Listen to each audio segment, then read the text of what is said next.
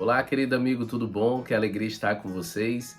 No resumo aí da lição de jovens, estudamos essa semana sobre o rei Acais, a sétima semana. Falamos sobre os patriarcas, falamos sobre vários pontos positivos, mas agora a gente vai aprender com um rei ruim, que ele era ofertante, mas não para o Deus do céu, e quais as consequências que isso deu em sua vida. Interessante é que se você não leu, recomendo a leitura de 2 Crônicas, capítulo 28. A lição traz de 16 a 27, mas tem outras passagens, como o verso 3 também é muito importante, vale a pena ler todo o capítulo. Na ilustração, mostra o rei Acaz, né, com o candelabro na mão, desprezando, adorando outros deuses, e aí mostra uma menina dizendo, olha a minha cara diante dessa energia caótica, né, porque é terrível estudar sobre esse rei que desprezou ao Senhor. A lição até traz uma ilustração boa, verídica, né, de um testemunho de um rapaz que ele resolveu aí utilizar de uma religião no qual busca o ocultismo e ali recebeu bênçãos materiais, ele queria ser rico e construiu uma empresa com frota ali de caminhões e ele foi bem próspero. Então a empresa funcionava bem, ganhava muito dinheiro, viajava, tinha luxo. Porém, o sacerdote daquela religião pediu que ele precisava agora de um sacrifício mais assim substancial, que era o seu filho. E ele assim correu, né? Negou de fazer esse sacrifício. E então o sacerdote disse que ele perderia tudo. E gradualmente ele foi perdendo um caminhão por acidente, imposto, outros problemas mecânicos, até que ele ficou apenas com um apartamento e até por medo pediu para sua família ficar um pouco com os demais familiares. E agora, ele perguntou, será que existe alguma religião verdadeira? E o que foi que aconteceu? Deus enviou um irmão nosso da igreja adventista, no qual estudou a Bíblia com ele, ele conheceu ao Senhor, se batizou, ele e sua família, e pôde viver em novidade de vida. Foi melhorando financeiramente, foi melhorando a sua vida, porque agora a presença de Deus era real em sua vida. Vamos então ver um rei que não deu os passos como esse rapaz, de volta para o Senhor, e assim escolheu permanecer nessas religiões ocultistas que não servem ao Deus do céu, e a gente precisa alertar e ajudar as pessoas a ter um encontro verdadeiro com o Senhor. Josafá, que inicialmente foi um bom rei de Judá, acabou unindo a sua família com a família de Acabe, um ímpio rei de Israel. A apostasia, a idolatria generalizada foi levada a Judá. E com isso, qual foi uma das consequências? O rei Acais. E o que foi que aconteceu? Naquele período, como na leitura até fala, o rei da Síria e Peca, rei de Israel, havia atacado a Judá e ele estava pedindo ajuda à Síria. Só que a Síria, ele pediu ajuda e queria que ele sacrificasse, né? Naquela época, o profeta Isaías até apelou para que ele, em vez disso, temesse ao Senhor, Isaías 8, 12 e 13, e descansasse e confiasse naquela aliança, que não resistiria à aliança que ele estava fazendo com a Síria. Porém, Acaz, teimoso como era, não quis ouvir ao Senhor. O Deus tentou ajudá-lo no verso 10 e 11, mas ele não quis. Acaz, no entanto, pensando estar muito longe de Deus, rejeitou o socorro divino. O rei rejeitou o convite do Senhor para colocar à prova o selo do seu destino. O próprio Acaz ofereceu sacrifício aos deuses sírios que o tinha derrotado, crendo que esses deuses também poderiam ajudá-lo. Olha que interessante. Já que ele estava sendo vencido pelos sírios, na cabeça dele, ele poderia então sacrificar o rei dos assírios, né, dos sírios, e ele seria então agora vencedor.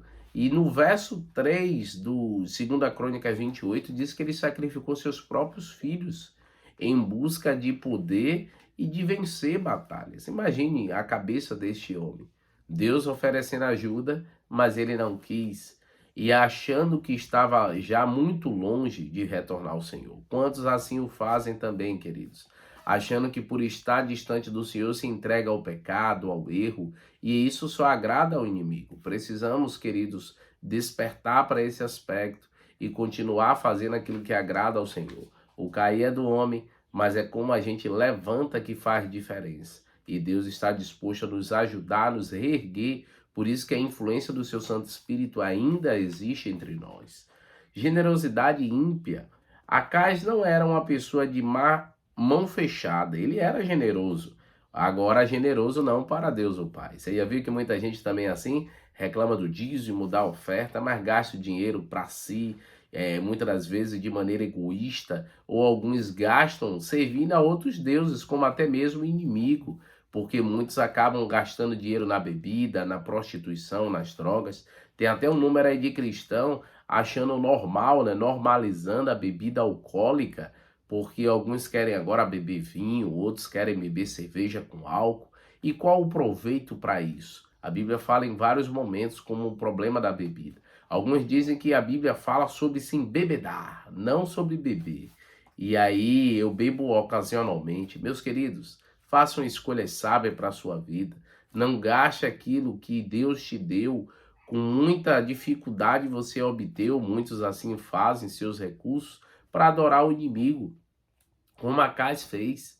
Acais pegou até as coisas do templo do Senhor para dedicar a outros deuses, profanando a Deus, profanando a sua família quando sacrificou os filhos. Acais perdeu todo o foco da adoração verdadeira e se entregou agora aos prazeres da carne, ao ocultismo, e acabou fazendo o que desagrada ao Senhor.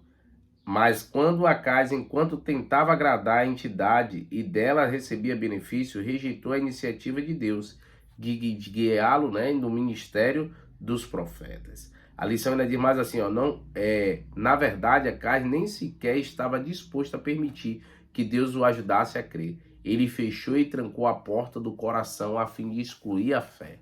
Já viu que tem pessoas que fazem isso? Rejeita de tal maneira que ele não dá espaço para a operação do Espírito Santo.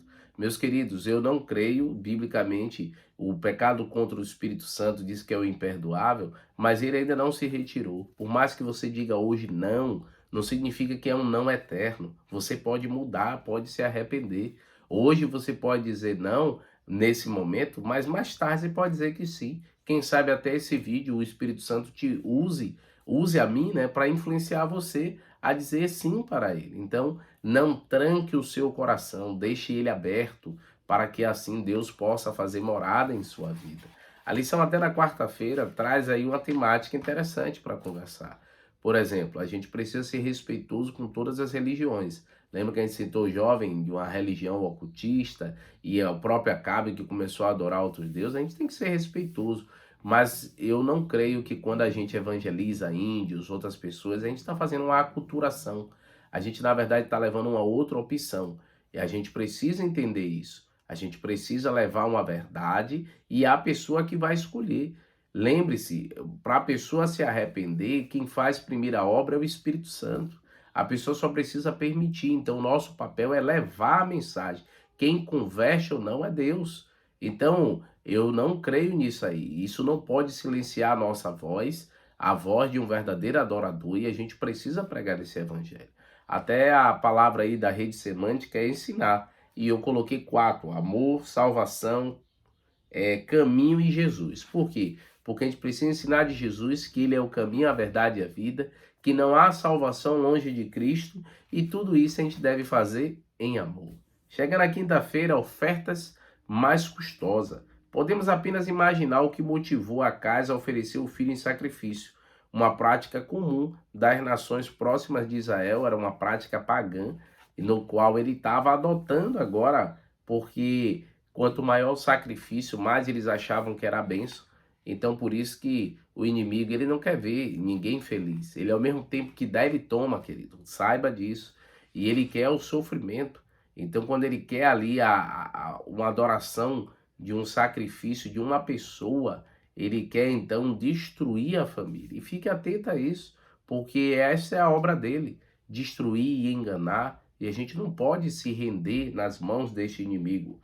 A Bíblia ensina de maneira enfática que nunca somos obrigados a pagar por nossa aceitação por meio de oferta ou dízimo. Cuidado com o lugar que diz que você tem que dar para receber. Então as pessoas agora têm essa teologia da prosperidade, no qual é dando que se recebe. E aí agora querem dar ofertas maiores, dízimo maiores, porque aí Deus vai abençoar. Deus não é um Deus pagão, queridos. Deus não quer esses sacrifícios loucos. Deus quer que a gente dê em gratidão e Deus ama quem dá com alegria. Grave isso. 2 Coríntios 9:7. Então Deus ele quer que a gente se sinta feliz em fazer. Claro que a gente não pode deixar o nosso coração guiar tudo. Mas o que eu quero dizer é sacrifícios desnecessários não agrada ao Senhor. Ele já é o dono do ouro e da prata. Ele quer de nós que a gente seja fiel. Se eu sei o que é certo e faço, eu estou sendo obediente. E isso que Deus espera de nós. E o interessante é que ele ainda nos promete abrir as janelas do céu e derramar bênçãos sem medidas, como está lá em Malaquias. Alguns acham que isso é antigo, não precisa mais, mas a palavra do Senhor se renova sempre. E por isso temos que ter em nosso coração. O Senhor nos pede que as ofertas regulares e o dízimo sejam proporcionais às bênçãos. O que ele nos pede, então, é só a fidelidade, que a gente faça o que é certo. Acais, no entanto, doou exageradamente para o outro lado. Isso ele sabia dar. Ele não tinha limites para dar, para agradar ao inimigo, não a Deus. Teria custado muito menos para Acais aceitar a oferta de Deus, mas ele se recusou a fazer isso. Preferiu realizar o seu próprio pagamento, com ofertas incrivelmente caras e sem sucesso. Porque, irmão, na mão do inimigo tudo vira pó, em um instante se acaba. E na sexta-feira temos aí texto do Espírito e Profecia para que a gente veja também aí essa voz profética, porque a lição até chegou a comentar que quando a gente nega também a voz profética, é uma forma de a gente ir diminuindo o nosso interesse pela palavra de Deus. E por isso que nós cremos no dom profético manifestado em Ellen White, e nós acreditamos que ela, mesmo não sendo canônica, ela tem uma mensagem importante para nós. E a palavra de Deus diz, crede nos seus profetas e o que? Prosperarei. Nós cremos que ela é uma profeta moderna, que tem uma mensagem importante para mim e para você. E uma delas está aqui, ó. Diz assim, ó.